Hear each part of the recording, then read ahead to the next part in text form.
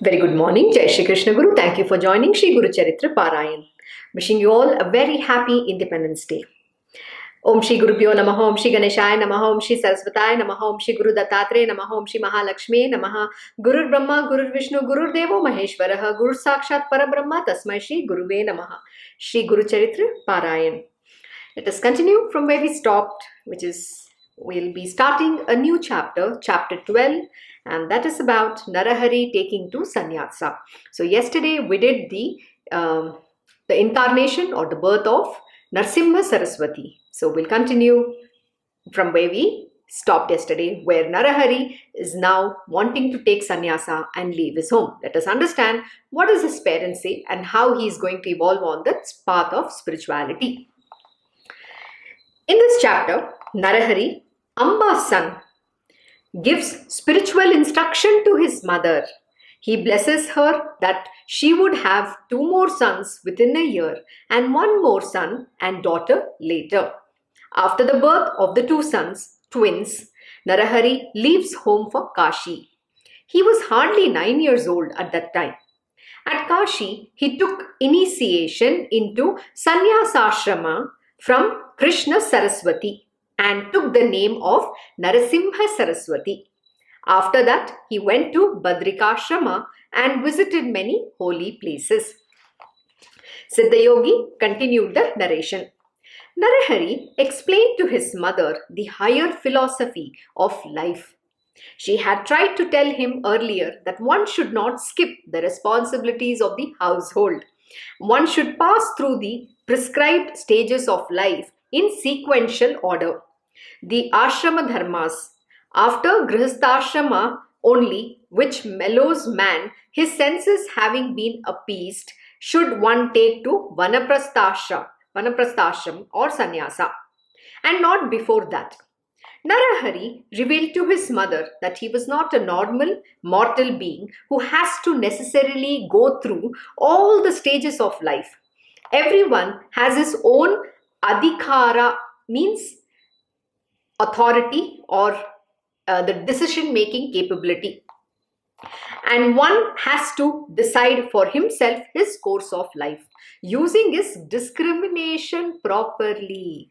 Oh my God, let us understand what is Narahari saying to his mother. He's teaching her the higher philosophy of life.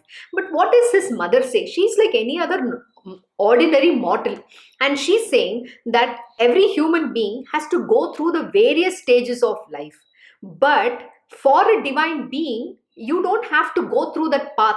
See, in the material world, everybody believes that you have to, once you're a teenager, then you go and do your education, then you do your higher education, then you take up a job, then you're supporting your family. Once you're settled down, then you get married. Then once you get married, then you have children. And once you have children, then you have to forever fend for them and for your family. Then you have to take care of them. And then you slog. Then your existence, your focus for yourself is not there.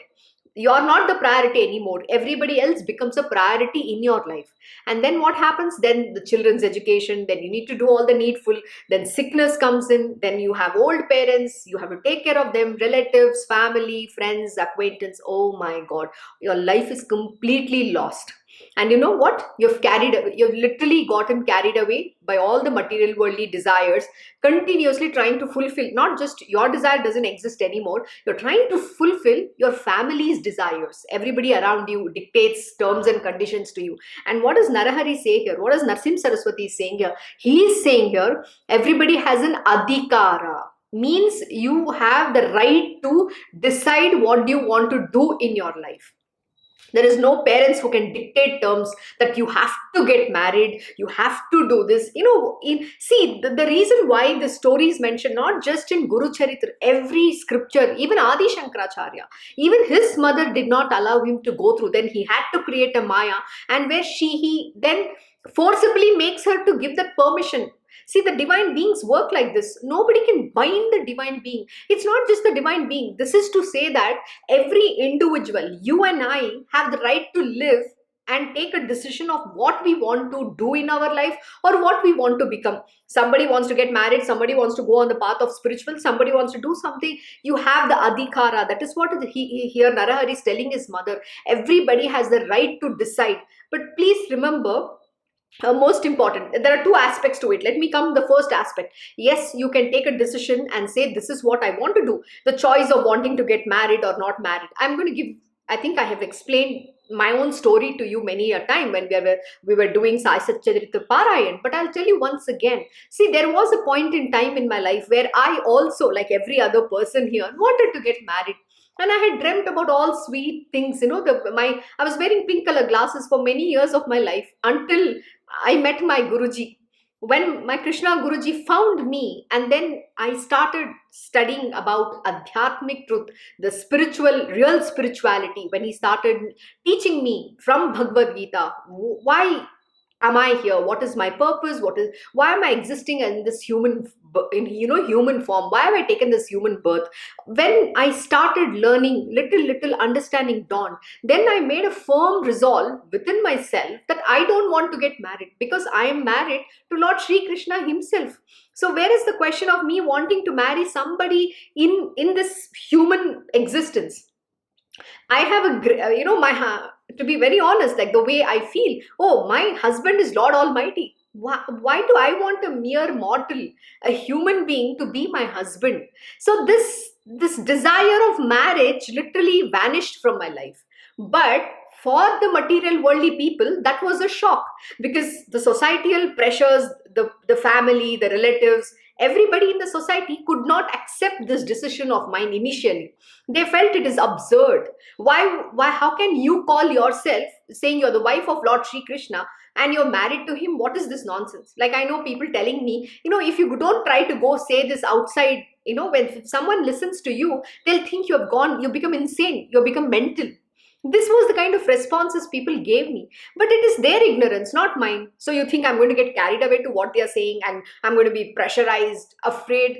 One thing that I had learned, which my Krishna Guruji taught to me, he imparted that most beautiful knowledge from Bhagavad Gita, is you have to become fearless. You have the right to decide what you want to do in this world. Even it means if you want to go in the gutters, that is also your choice. You have to take responsibility and ownership of your own life. See, my Guruji will always point to everybody what is right and what is wrong. He always gives choice to everybody. But with the knowledge, with the power of the knowledge and the discrimination ability, you need to make the right choice. Again, whatever the choice that you take rests within you. An example, to one of my Guruji's disciple, it was very nicely explained. It was put, look, marriage means you are going to face all these consequences. But the disciple's decision is that he wants to go get married. But my Guruji will never say don't get married. To date, he has not discouraged anybody from getting married or to anyone. He'll always say, what are the challenges that will come about? Are you ready to face those things? And if you're ready, please get into it. And then tomorrow, don't blame God that, oh, you didn't want me, you didn't tell me. You cannot blame God. And don't even tell, God has put you in that position or God has made you to get married. I am sorry. Here, what is Narahari also telling? He's saying, no, I am a spiritual being. I'm not a mere mortal. My Swadharma is completely different. Nobody can bind me. Similarly, my Krishna Guruji also teaches and imparts and guides everybody on the path. But you know what? He will never stop anybody wanting to fulfill their desire. The desire to get married, the desire to get a job, the desire to go abroad, the desire to do so many things in this world. He fulfills everybody's desire. Look, even in Guru Charitra, in the earlier chapter, or in Sai Baba's Sat Charitra, Baba says, those who come to me, my disciples, my devotees and everybody, whatever they desire, whatever they seek, I fulfill them. But those who come to me with the desire to evolve on the path of spirituality, I am very much eagerly waiting for such disciples and devotees. So remember, the great masters will not say that you should not do something, but he'll always show show you the downside of everything. He'll say, see, everything has an upside to it and a downside to it. He's always going to say what are the pluses in that, what are the negative, minuses in that. So the choice is for you to make, and also when you make whatever choice that you make, you need to abide by that. And understanding the pitfalls, you need to be careful. You just need to be cautious how you tread that path and live your life. So nobody can live that life for you. It's your choice. Again, like I keep giving this example, Lord Shri Krishna gave Arjuna and Duryodhana equally the choice to ask from him whatever they want. Duryodhana chose Lord Shri Krishna's army, whereas Arjuna wanted the Lord himself.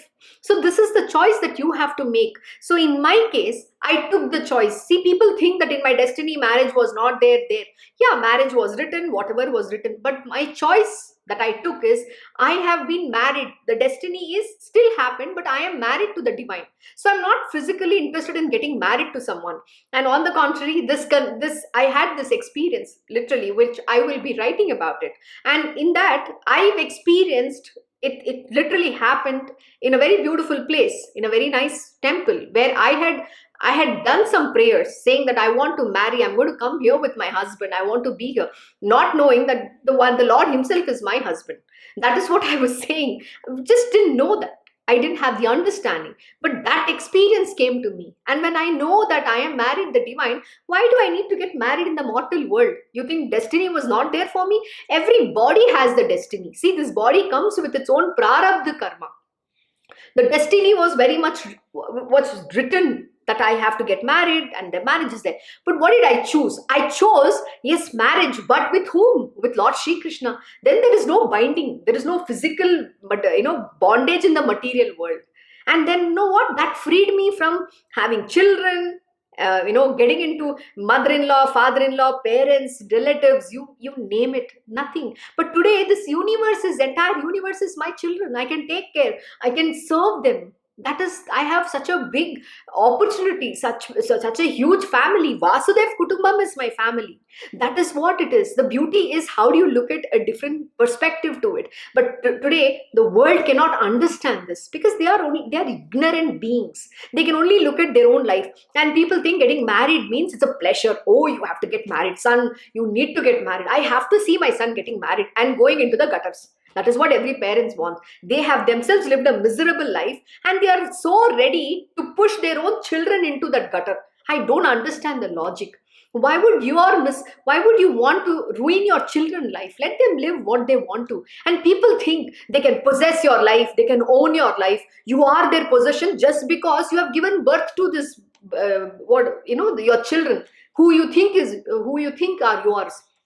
They don't belong to you.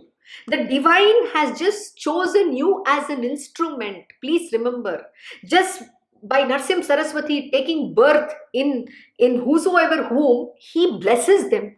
It's a wish he is fulfilled. Can you believe this entire family becomes dhanya? Dhanya means you're blessed. I don't know. It's a very deeper meaning. Means your life to eternity is, they say, no, it's done. I don't have to achieve any more thing. When the Lord himself has incarnated, has born in my family, what more do you need?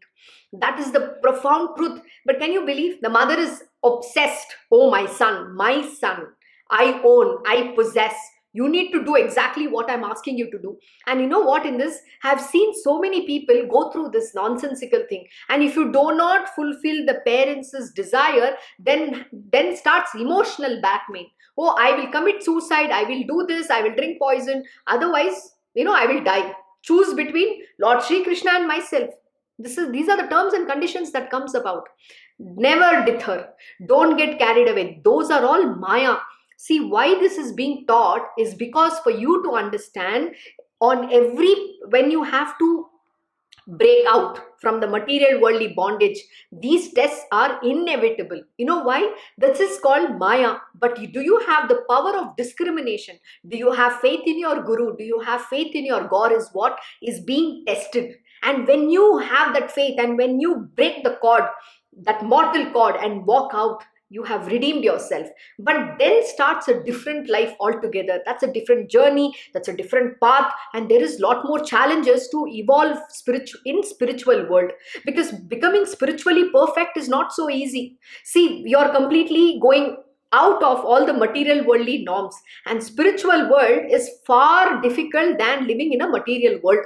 This is the supreme truth which you need to understand. It's very easy to get carried away, it's very easy to get lost in material world, and everybody will then accept you. But when you go against that norm, everybody is going to look at you as you're like some villain in their life.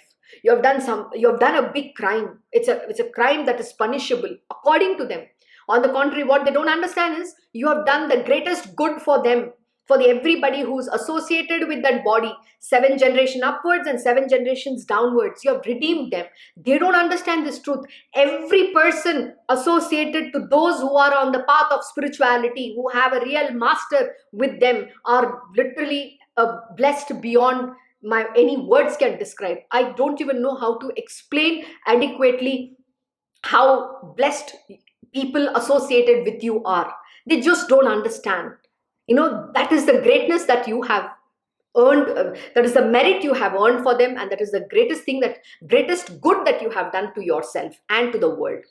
But again, the next life, the path that you have chosen, that is a different journey altogether. Like I said, if I go into that, I can't even finish even one para of here, so I'm not going to go deeper in that, but we will learn all about it as we evolve.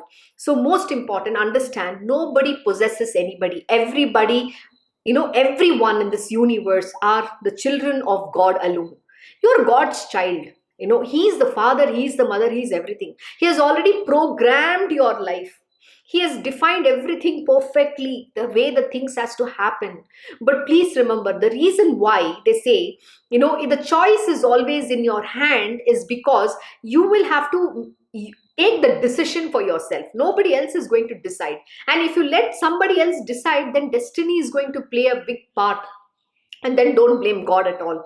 God is not responsible. God always says, He teaches, He imparts that knowledge in the form of a guru. Why guru is important, you will also learn, because in this, Narasimha Saraswati's guru is mentioned. Can you believe that's the next story we will come to? It is very, very, very profound. So most important, when your guru is telling, don't do something, do this. If you go against that, mark my words, destiny will take over, and you don't know what kind of karma you're going to get into. And not just that, Maya will overtakes. You will get entangled in the in that bondage and in Maya, the meshes of Maya. You don't want to get into that. So always listen to the words of your guru. If he says don't do it, please obey him. Why? Because he knows your past, he knows your present, he knows your future. He knows what is going to come about, which you are not aware. You think you're taking life as a very playful thing, not being serious about what is going to happen. Sometimes people just walk blindly in that fire, thinking that just make a decision without even understanding the biggest decision of their life, to getting married, just like that.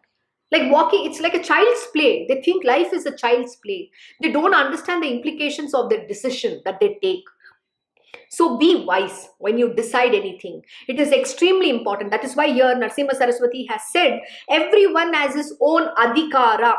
But my Krishna Guruji will always say one thing. See, adhikara means the choice. You have the right to choose how you want to live your life, okay? And that time he has also told me, even after telling that person, whatever the decision you're taking is wrong, and still that person is going and taking that decision, then we cannot enter into that karma of that person.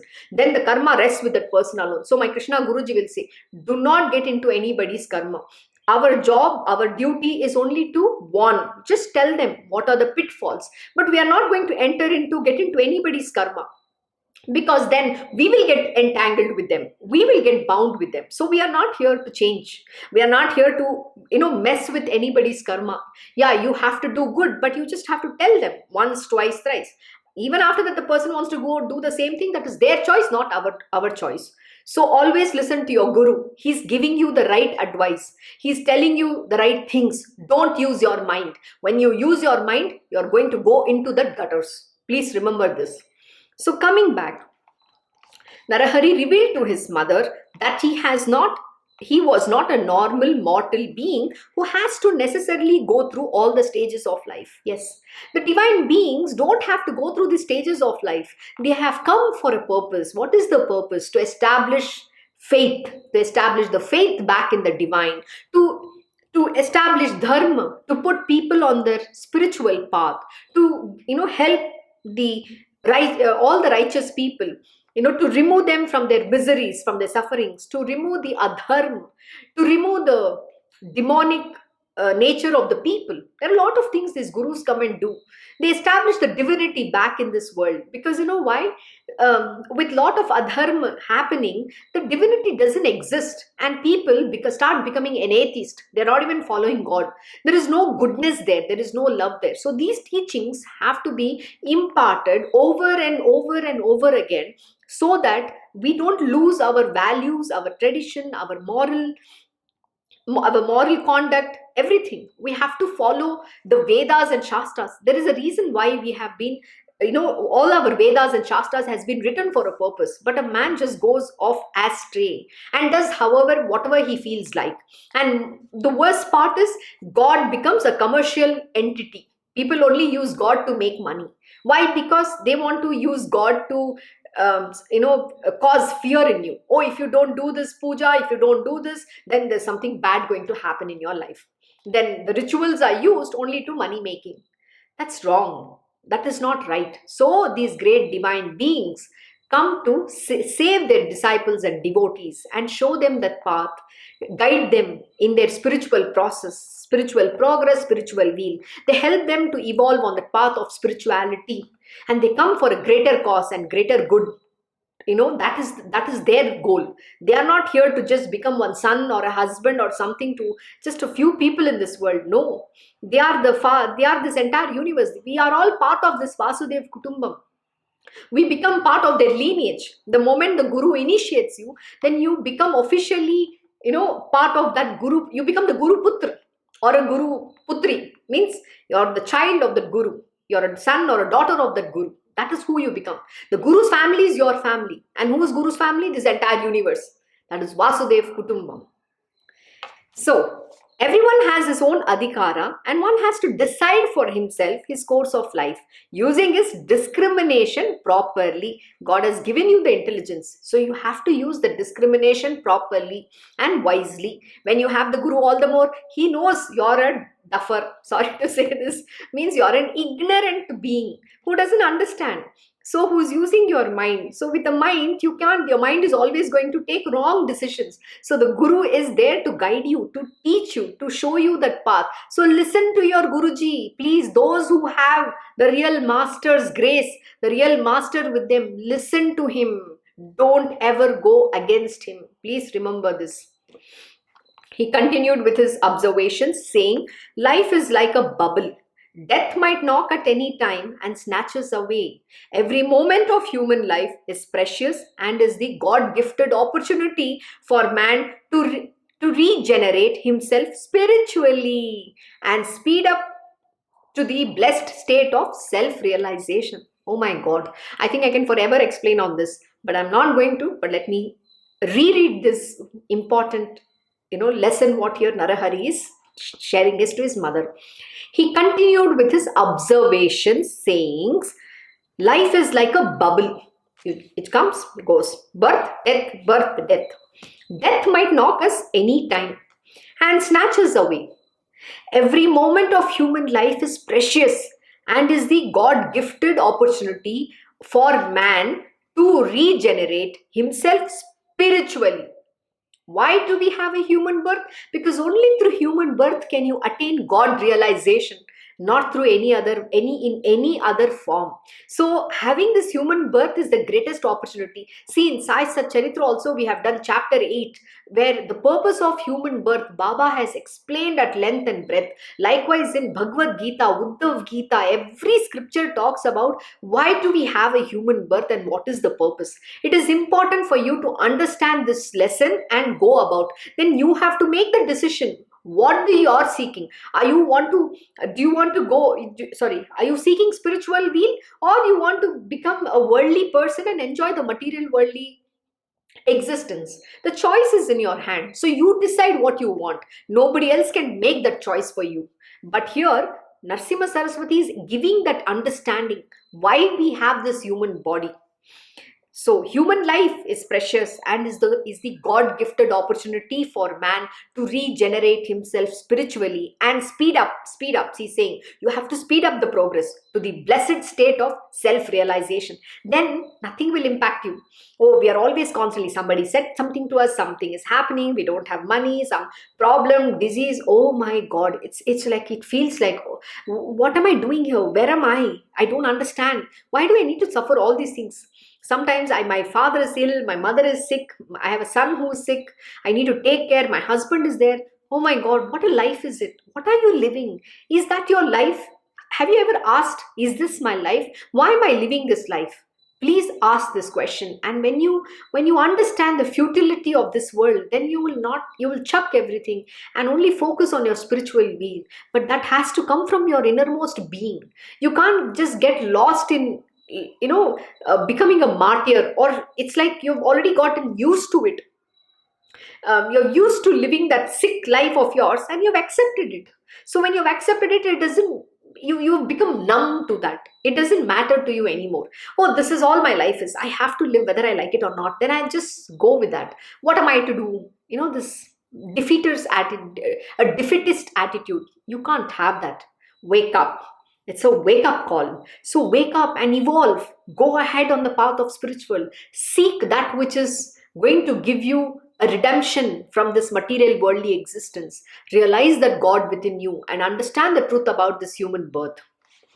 In the earlier yugas, man's life was long. The stages of life prescribed by the Shastras were all right for them.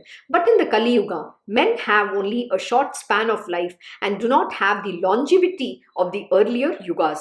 If one goes through life slowly without taking to the pursuit of higher purposes of life, and if his life is cut short early, isn't this birth futile? Exactly. So we don't know when the death can knock us. That's exactly what Narahari is saying. And if you're going to take our sweet own time, in trying to achieve our spiritual wheel, then what happens? Suddenly you might die one day. And that's even more dangerous, because this morning, my Krishna Guruji gave a very profound lesson from Bhagavad Gita. In that, Lord Shri Krishna is saying, what happens to you if you're attached in this material worldly possessions? You're constantly thinking about my son, my property, what happens to my property, who's going to take care of my wife, my husband when I die. Your mind is only constantly attached in all of these objects. Then what happens? You're going to be born as something else in the next life, which is associated with those attachments of yours. So you're sanctioning yourself the next birth. Instead of attaining God, you're coming back, you're sanctioning yourself another birth. It's not necessarily you're guaranteeing yourself a human birth, but you're guaranteeing yourself some creature. You could become a ghost. You don't know what you can become because of your attachments and possessions. You need to become detached.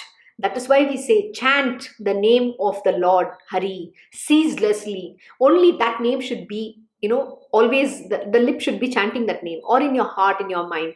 Constantly chant that name. That is why it is important to always keep doing, chanting the Guru mantra within yourself. Even when your mind is talking too much, it doesn't matter. Keep chanting the name of the divine. Even when the death strikes, just that name, you will attain that Lord. That is what is important. So how does this happen? This happens by practice. And if you don't practice, you're lost in the lotus feet of your girlfriend, boyfriend, wife. That is what happens. Then that is the lotus feet you will attain, not the lotus feet of the Lord Hari. So whose name should you chant? You have to chant the name of Lord Shri Krishna, Lord Hari. Chant his Hari Bol. Why is Hari Bol so important? People don't understand the truth behind why you have to keep chanting. Then you will attain. There was a very beautiful story which my Krishna Guruji explained, how this father had a son named Narayana. So at his deathbed, he's trying to call his son Narayana. But since he used the word, who did he call? He called Lord Hari's name Narayana. He attained the Lord Hari. How beautiful it is, even by mistake. So that's why we are saying you have to take the name of the Lord. What use is it about being attached to some useless son of yours, daughter of yours, grandchildren of yours?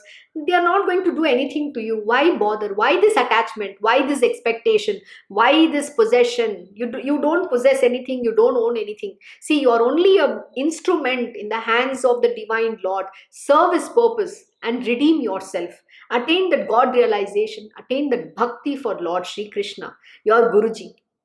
That itself will redeem your entire life.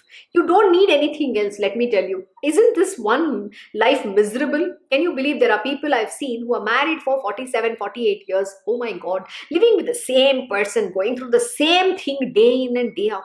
And yet you still feel your husband is some God Almighty. I can't believe that. Or, you know what happens? You become helpless beyond a point. And then you just wait for that moment when you die. But still there is some desires, that expectation. So what happens to your life? You're living in that bitterness, the bitterness. And then what happens? Because of the bitterness, you draw so many sicknesses to you. And then you have to always, your life is run because of your medicines. The medicines are, giving you an extension of that life. Why is this misery? Why can't you just break free out of that? And forget about you, but still you think, oh, your daughter or your son, if they evolve on the path of spiritual, they are doing a biggest crime on this planet Earth. Oh my God, the crime. And then you will blame the Guruji, whoever they are associated with, if they are a real master. I don't understand what kind of people exist. Do they even understand this truth about life? I wish little bit of knowledge goes to these people. I wish, I can only pray to the divine Lord. But you know what Lord Shri Krishna says? He says, this knowledge is not to be imparted to those who have doubt in the divine, to those who don't believe in him, and to those who don't have faith in him, unfortunately. So which means what? Only a select few can get this knowledge. And those who are listening to the satsang, and if you have the privilege of that grace, and if you have the grace to listen to this satsang, please follow this. Please understand the truth what Lord Dattatreya is talking in the form of Narasimha Saraswati here. He's saying, please don't waste your life, don't ruin this God-given opportunity of attaining your spiritual will. So if one goes through life slowly without taking to the pursuit of higher purposes of life, and if his life is cut short early, isn't it this birth futile? One should cultivate vairagya towards worldly pleasures from early stages of life. Vairagya. You have to have an attitude of renunciate. You have to renounce everything. And vairagya is like completely giving up, detach. You need to have the detachment right from them. It's like you need to become averse to this worldly life. Aversion doesn't mean, again, like I like or I don't like. It means you have to be so disgusted with the material worldly life that you understand that everything is, you'll understand the futility of the life, where nothing is real. You understand everything in the material world is only transient. Everything that is created will have to be perished sometime. It'll get destroyed by itself. That is the law of this universe. So what is real then? What is eternal? The truth.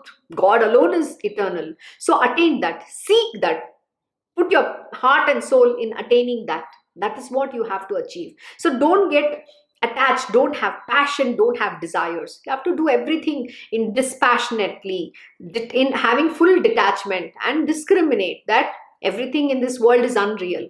God alone is real. But also, you have to be able to see God in everything, because the world is his own creation.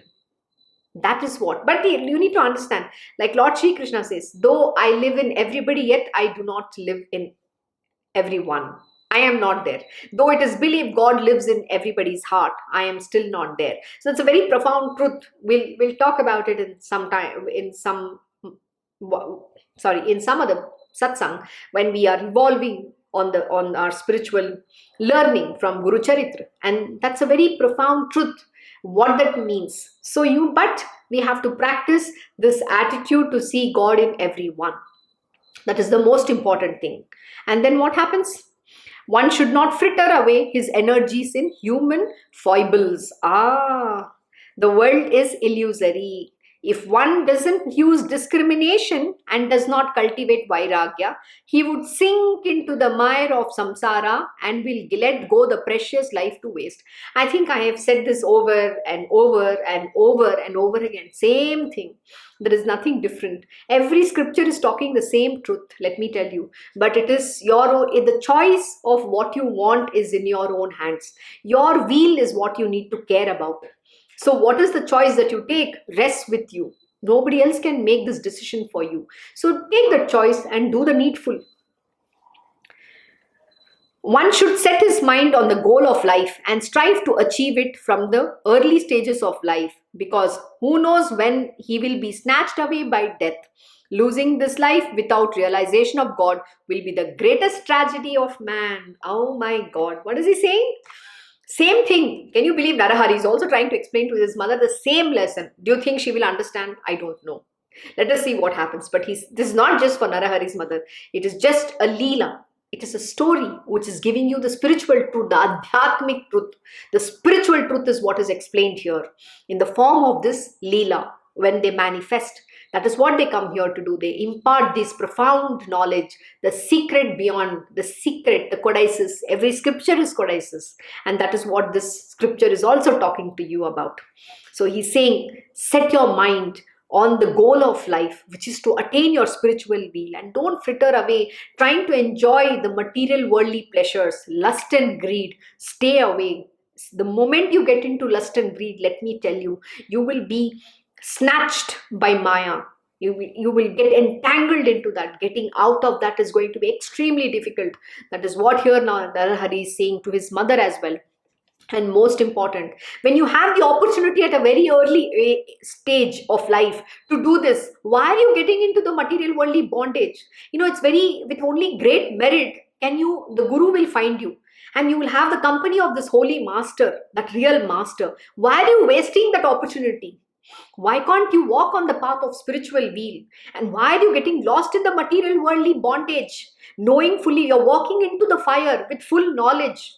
Why are you doing this to yourself? That is exactly what Narahari is saying here. Don't waste this human birth. Don't waste that opportunity. Because who knows when he will be snatched away by death.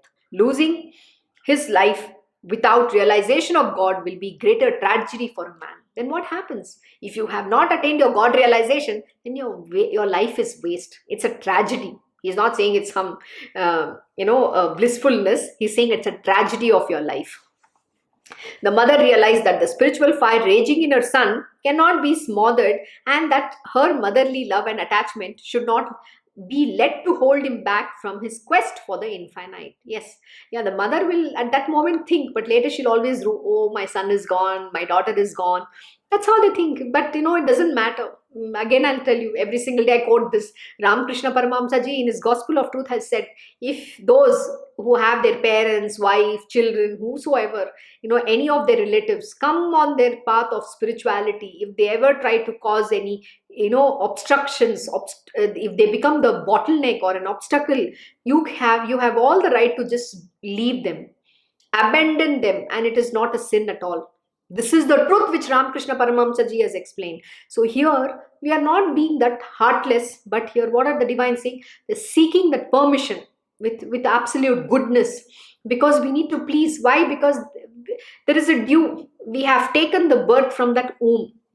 So we say there is a rin. Rin means we owe that. This body has that little bit of rin.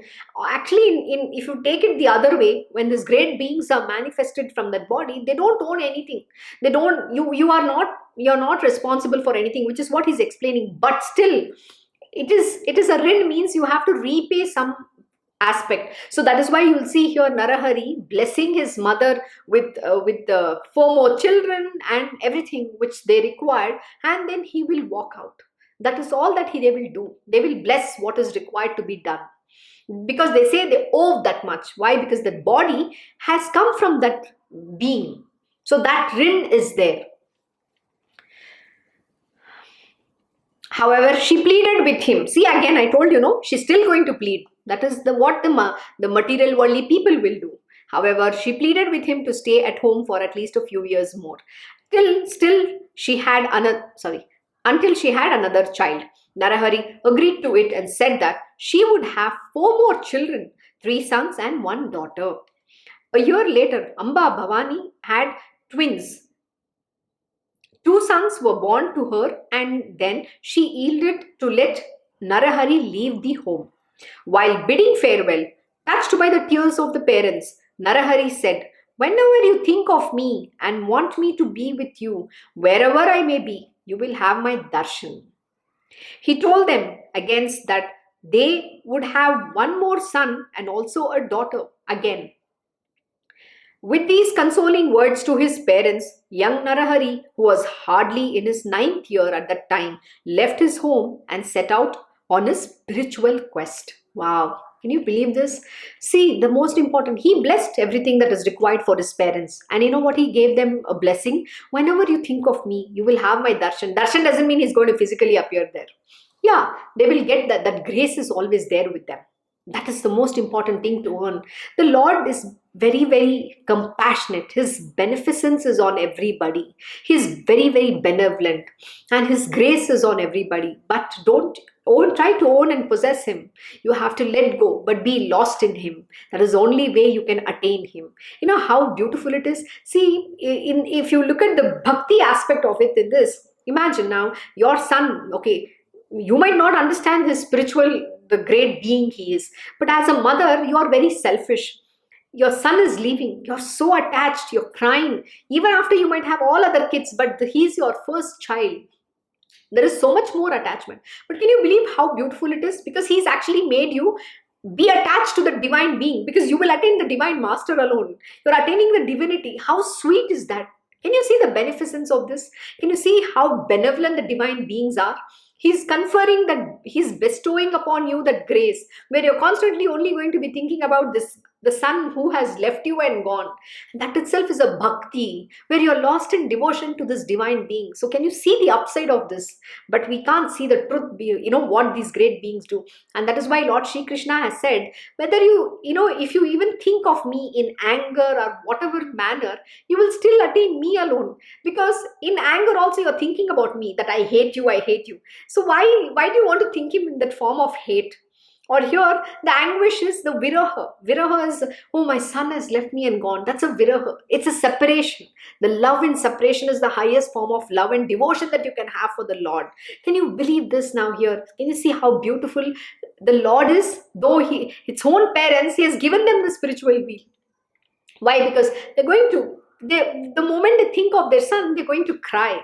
That itself is a bhakti. Whether they cry with possession or whatever way they cry, and they think of their son all the time, that itself is a bhakti to the divine. Do you think they can attain anyone else except the divine? He has already granted them the spiritual wheel. Such are the greatness of these masters who manifest.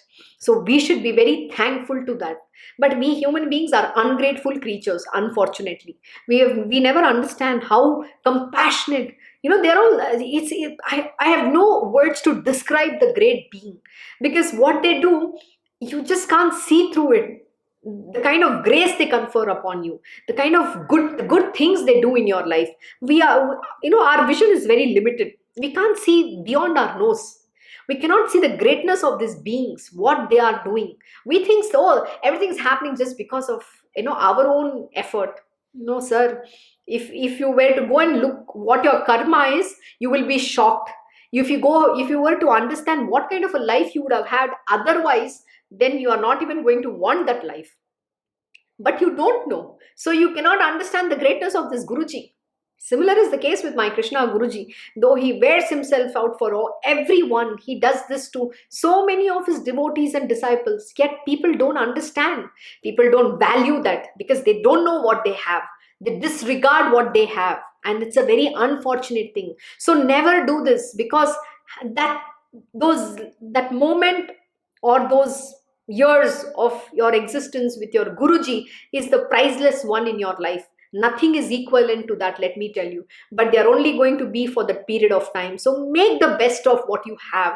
Don't waste that time with them. It is extremely important for you to progress so that when your Guruji exists, he can live happily when he understands, yes, my devotees and disciples are on that path. I can see them progress. That is the ultimate thing that he wants to see in each of his disciples and devotees.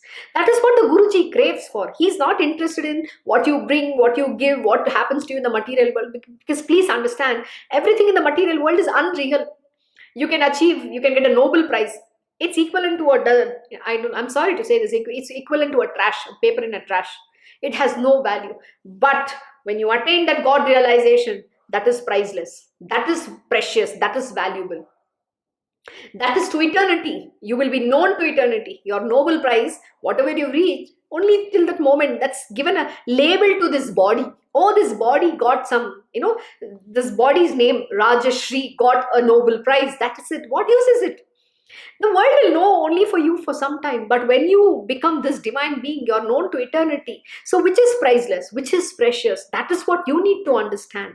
So your Guruji craves this within you, to see that perfection of you becoming a godly being, a divine being, becoming who truly you are, becoming the best version of yourself, not some normal, ordinary human being who is lost in this material worldly desires, trying to run behind lust and greed, which is absolutely is of no use to anybody, especially to you.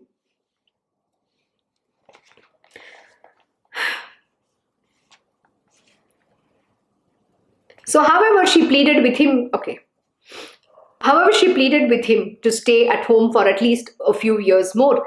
Still, she had another child. Narahari agreed to it and said that she would have 4 more children, 3 sons and 1 daughter. A year later, Amba Bhavani had twins. 2 sons were born to her, and then she yielded to let Narahari leave the home. While bidding farewell, touched by the tears of the parents, Narahari said, "Whenever you think of me and want me to be with you, wherever I may be, you will have my darshan." He told them again that they would have 1 more son and also a daughter. With these consoling words to his parents, young Narahari, who was hardly in his 9th year at that time, left his home and set out on his spiritual quest. The entire village bade a tearful farewell, just as it happened to Krishna and Balram when they left Vrindavan for Mathura. Yes, it was the same scene. I'm sure you all have read about it. When Lord Shri Krishna and Balram were leaving to Mathura, the entire village was in tears. The people of Rajabhumi were in tears completely. They were all shattered. The gopis were lost. They didn't know what to do. It's like a big calamity befall them. They're stopping. There's a very beautiful description when Akrura had come to take them, take them to meet Kamsa. They were leaving Vrindavan, take them to Mathura. Everybody, literally Yashoda Maya to the gopis to everyone, were just torn apart. They're all crying, but that bhakti is so beautiful. Can you imagine? And that intensity, just don't leave. But Krishna never left Vrindavan. This is the truth. Nobody understands. He's always there. He's there even today. But you need to have the devotion to see him, to experience him. That Krishna, the form who was there in Vrindavan, has never left Vrindavan. And the only being who could understand that is Radha Rani, because she's the only one who could see Krishna in everything. That is why they say Radhe Krishna. They don't say Krishna, right? First, her name is being chanted. She is the highest. She is the one who attained the prema unto the lotus feet of Lord Shri Krishna. Her bhakti was the highest. What is that? The bhakti is within, that viraha which you feel. You pine for your divine being. That is what it is. It is not about possession. It is not about owning anybody. It is not telling you get married, get settled, family, children. No. The devotion to the divine is far greater. Such is the truth here, which is explained. That devotion, when they separate out from you, when they go away from you, that viraha that comes is the ultimate thing that you can ask for. It's the most beautiful thing. You're ever lost in that blissful state. Everything else looks, futile. The world, this material worldly existence, you tend to see, I don't know why am I living in this world. I don't want anything. I don't need anything. That is the state you come into. What use is this life to me? I don't want. Why am I having so many saris? Why am I having this clothes? Why am I having this house? I don't know. Nothing pleases you, but just that name of the Lord, the joy, the tears of love flows from your eyes. That is what is bhakti. Just chanting his name, reminiscing in those moments you've spent with him. It's like you're going back and constantly remembering the sweet moments. That is being in oneness with the divine. That is yoga, union with the divine. It's not about trying to have him with you and looking at him as an ordinary being. Seek this devotion in him. You will unravel some of the most beautiful spiritual truth about what it is to have bhakti to the Lord Shri Krishna. The bhakti, the devotional aspect is the most beautiful thing. When you sing a song, anything, it could be just your favorite, a normal movie song, but when you attribute it to Lord Shri Krishna, that becomes a devotional song. You're expressing your love. That's what it is. So everything you have to associate only to the Lord. When you're dressing, you want to look nice for your God. When you go in front of him, you want to be your best self. So how would you dress? So you will do everything in your life for the divine. You're no more doing because I want to look good, egoistic. That is not going to come. When you go and present yourself to the divine, you're going to be in your best elements. So you want your Lord to admire you. So whenever you dress, you are seeing, oh, my Lord Shri Krishna is going to feel nice. I look nice, right? Yeah. That is what is going to be the intention. It is not going to be, oh, I have to look good. I'm looking, when somebody looks at me, they have to say, oh, where did you buy this sari? Where did you buy this earring? No, not for that. You're not here because somebody has to compliment you. You're doing it because your Lord, he's admiring your beauty and you're presenting yourself to him. So how would you present to him? Very beautifully dressed. That is what it is. So everything that you do will become for the Lord. So it's no more for your egoistic pleasures. It's not going to be this for the bodily pleasures or for your sensual gratification. It's not going to be for that. But it is going to be everything associated to the divine. Whether you make a food, you'll say, my Lord Krishna will like this. I have to make it. He loves sweets. Oh, can I prepare this? So in that, you're mixing your love. Everything that you're doing is you're doing with love. And so where is the question of, sense gratification coming into play? No. Everything you're first serving him. He comes first, thou, then only me. What is my Lord like? So it has to be thou first. That is what it is. And what does our Guruji teach? Krishna Guruji teaches this, how he is devoted to his devotees. So he puts his devotees first.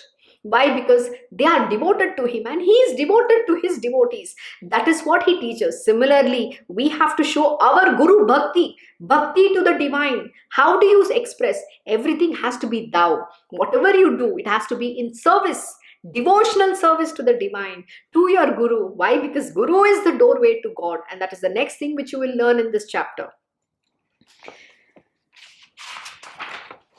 Narahari came to Varanasi, the spiritual center of Bharat.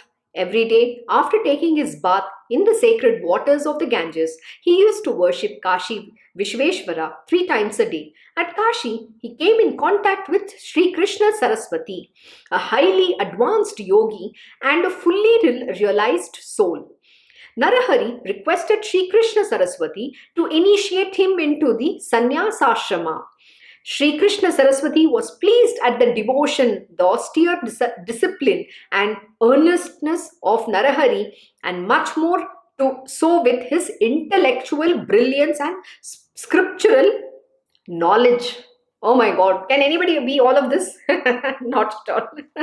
Only the great Lord Almighty can be all of this. He is Lord Dattatreya himself, none other than Lord Shri Krishna himself. So what does it say? Can you believe the Lord himself is all-knowing? He's a knowledge incarnate. Yet, he needs a guru to initiate him. Or in Sanyasasrama, the boy is asking the guru, please initiate me in Sanyasasrama. And the guru has to be satisfied. Though he's an incarnation of the Lord Almighty, Lord Dattatreya himself, who's a supreme master, yet he has to go through the spiritual process. That is a very important lesson. We think that, oh, Guruji is some aira gera nattu kera. Oh, he's just there. He's always there to take our garbage. Like a dustbin. I'm sorry. The great master is only, without him, you can't realize God. God realization is only through the Guru. Guru is the doorway to God. Guru Sakshat Parabrahma. Parabrahma is the Guru himself. So who do you think you are? Even when the great beings like Lord Dattatreya also manifest, has to go through the process of meeting his guru, getting formally initiated on the path of spirituality, not otherwise. And you know what? People make it, they just they disrespect and disregard the aspect of having been initiated. They don't know or value what it means to get initiated on the path of spirituality. Please remember, you need to have that utmost Guru Bhakti. You cannot go and do what you feel like in this world. You have to listen to what your Guruji is instructing to the T. And this is completely not understood by people, especially in this Kali Yuga. People take it for granted. They think it is their birthright to get spiritual knowledge on a platter. They think, oh, they compare. One disciple will compare to another. Guruji, you are giving him the experiences. Why is that I am not getting? I am not being initiated. Who the hell you think you are to ask all of this? Please remember, the Guru understands. What does it mean? Even with Lord Dattatreya, what is Krishna Saraswati is saying? He first evaluates whether you are spiritually deserving or not, whether you are ready for that initiation or not. Only at the God's appointed timing can the initiation happen, not otherwise. Let me reread this sentence which I just read. Sri Krishna Saraswati, a highly advanced yogi and fully realized soul, Narahari requested Sri Krishna Saraswati to initiate him into the Sanyasasrama. Sri Krishna Saraswati was pleased. What is it? Pleased at the devotion, the austere discipline and earnestness of Narahari, and much more so with his intellectual brilliance and scriptural knowledge. Oh, intellectual brilliance, zero in today's day and age. Scriptural knowledge, zero, minus. Everybody is in minus. And they think they will come and quote scriptures to my Guruji. People will come and say, oh, I've read this, I have this. Oh, really? Bhagavad Gita, I have by hearted Bhagavad Gita. Oh, we didn't know that. Oh my God. It is fun to watch about what kind of different people exist on this planet Earth who will come and talk to the great master themselves, thinking that they know something really fantastic in this world. And then they will bring their ego and arrogance. When you get the grace to meet the real master, shut your mouth, shut your mind. And that's the most important thing, is part of Krishna Ashram. You know what my Guruji will say? I have not invited anybody. This door is always open. Those who wish to come can come, and those who wish to get out, please get out. And most important, before entering Krishna Ashram, when you meet any real master, please leave your ego, arrogance and chappal outside this door. All that I know, please leave it outside the door and then only walk in. Because today people don't understand what it means to respect a great master, how to be submissive and humble and learn under him. They don't understand. The master is going to beat you to the pulp, means not physical beating. He is going to crush your ego, your arrogance, because with that you cannot evolve on the path of spirituality. So please understand, spirituality is not for weak-hearted people. It is for somebody who's really very much interested in having that spiritual, they care about their spiritual being, who really are focused on going on that path. And this path is not easy. I'm telling you again, it is not for those who think that they just want to escape, they want to escape from the material world. So they want to come into the spiritual world. It doesn't work like that. And what is here Krishna Saraswati saying? Krishna Saraswati was pleased at the devotion, the austere discipline and earnestness, that he's so eager to wanting to learn. That is what you have to demonstrate, not bring your ego. There are many people who have come with ego. There's a very funny incident in my Guruji's life. My Guruji gives everybody many chances, because he understands we are all ignorant beings. See, you need to understand, a great Guru, a real master is a very compassionate being. He knows we are all bound by our ignorance. We are covered with the ignorance, the veils of ignorance from many years of our previous birth, many lifetimes of ignorance we carry within us. So he's ever compassionate. What he does is he says, Guru does dhulai. Dhulai means he's washing us like an acid wash, because we have to uncover that ignorance. But that wash is very powerful. It's going to burn. It's going to hurt. It's like chipping, the diamond is just an ordinary stone until the Guru chips you and brings out that luster. The diamond doesn't understand that it's the beautiful, it's a precious stone. It doesn't recognize till the time that luster is not coming out. And who brings the luster out is the Guru. He's the one who's the lapidary. He's chipping, and the chip is going to be painful. So what happens? At that moment in time, either you can stand that or you can break out of it. The choice lies with you. If you're going to use your ego and arrogance, you will walk out. And this has happened to many students, many disciples of my Krishna Guruji. And I'll give you a very interesting example.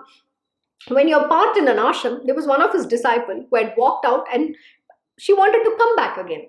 My Guruji is so compassionate. And in this time, she gave up everything. She literally gave up her whole life. And she said, now I want to come and live with you. But the problem that happened is, they think when you come and live with a master, he's going to give you a position which is like you're going to be the queen of that place. It doesn't work like that. You have to first become a servant. What does it mean? You need to become humble. Servant doesn't mean you're a servant. He teaches you how to become humble. Are you capable of doing even a menial task? So Guru Seva is the most important aspect. Service. In an ashram, we have to be able to do every job. No job is menial, no job is big, no job is small. Everything is a service to the master. You need to even clean your own toilets, you have to do things, but people don't want. They think there are some great people. And when every other student is doing, some people will want to just sit there and watch. They'll cross their leg and sit and watch. It is not an ashram. You can go be wherever you want. So you can't become a disruptor in that place. So my Guruji doesn't even have to lift his finger. The universe will work magic that you're going to be walking out on your own. This is how it works. But first, you have to leave your ego. You have to become a sponge in his hand. You have to become the clay in his hands where he can mold you very beautifully. Please remember, the chip is painful, but give up that ego. Learn under him, because this opportunity will never ever come back again. So this is the truth. We will have to continue from where I stopped today, because this is a very, very important lesson. If you have to evolve on the path of spirituality, without a guru, God realization is next to impossible. The only way to attain spiritual weal is through the Guru. Guru is the doorway to God. And this is the most profound truth which here Narasimha Saraswati is explaining in his own way. Why? Because we need to understand and value and respect our Guru in our life.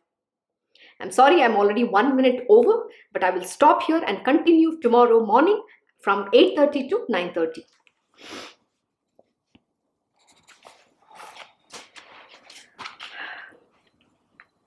So glory to the all-merciful, the omnipresent and the ever-responsive Guru Nath. We have not ended the chapter, but we are stopping at chapter 12, which is the Narahari Taking to Sanyasa. Thank you for joining Shri Guru Charitra Parayan. Once again, to Happy Republic Day to all the Indian friends and all the Indian friends here, and to rest of you, have a wonderful day ahead and have a very good week. Om Shri Mahaganapate Namaha. Om Shri Gurudev Datta. Om Shri Sachidananda Sadguru Sainath Maharaj Ki Jai. Om Namo Bhagavate Vasudevaya. Digambara Digambara Shripad Vallabha Digambara. Om Shri Krishna Gurunathanataya Shri Guruve Namaha. Om Devi Durgaya Namaha. Om Shri Krishna Arpanam Namastu. Krishnam Vande Jagat Guru.